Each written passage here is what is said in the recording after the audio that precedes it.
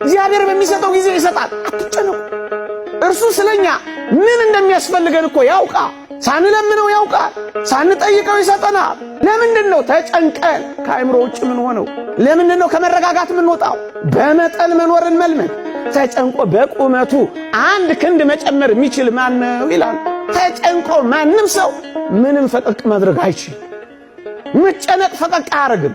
በተለይ ወጣቶች በዚህ ዘመን ተደጋገፉ፣ ተበረታቱ። በተለይ ክርስቲያኖች እርስ በርሳችሁ ሶስት የምትበሉ ተጨንቀው የሚበሉት ላጡ አካፍሉ። ወገኖቼ ወደኛ የሚመጣ የየትኛውም ሀብት የኔና የናንተ ብቻ አይደለም። እደግመዋለሁ፣ የኔና የናንተ ብቻ አይደለም። እንድናከፋፍል ነው ለኔና ለናንተ የተሰጠ። ብቻህን እንድትጨርሰው አይደለም እግዚአብሔር የሀብትን ጸጋ አንተ ጋር ያጎናጸፈው።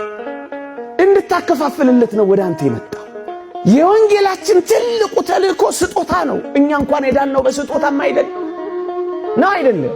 ትልቁ ጸጋችን እኮ ስጦታ ነው። መጽሐፍ ቅዱሳችንን ገልበጥ አርጋችሁ ስታዩት የሚያስፈልጋቸውን ባትሰጧቸው ምን ይጠቅማቸዋል እኮ ነው ያለው።